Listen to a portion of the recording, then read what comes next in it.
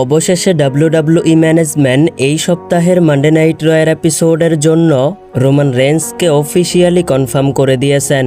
অর্থাৎ এই মঙ্গলবার মানডে নাইট রয়ের এপিসোডে রোমান রেন্স উপস্থিত থাকবেন। শুধু যে উপস্থিত থাকবেন এমনটা কিন্তু নয়, বরং সিএম পাংকে উচিত শিক্ষা দিবেন। বিশেষ করে আপনারা যেমনটা দেখেছেন গত সপ্তাহের মানডে নাইট রতে রোমান রেন্স উপস্থিত ছিলেন না, কিন্তু গত সপ্তাহের আগের মানডে নাইট রয়ের এপিসোডে রোমান রেন্স উপস্থিত ছিলেন এবং সিএম পাংকের face to face promo cut করেছিলেন। তবে ওই দিন সিএম পাংক রোমান রেন্সকে অপমানজনক কথা বলেছিলেন।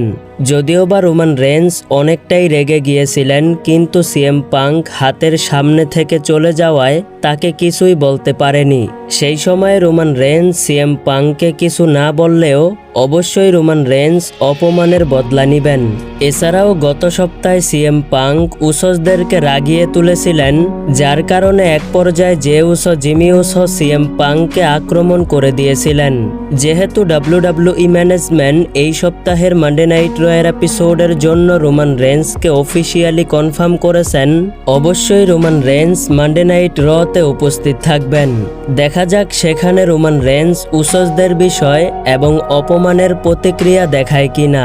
তবে যাই হোক, যেহেতু রোমান রেন্স সিএম পাংকের উপরে ক্ষেপে রয়েছেন, অন্যদিকে সিএম পাংক তিনিও রোমান রেন্সের উপরে রেগে রয়েছেন।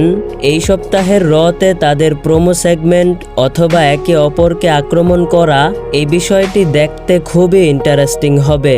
আপনাদের কি মনে হয় এই সপ্তাহের মানডে নাইট রতে রোমান রেন্স সিএম পাংকে উচিত শিক্ষা দিতে পারবেন কিনা অবশ্যই কমেন্ট করে জানাবেন।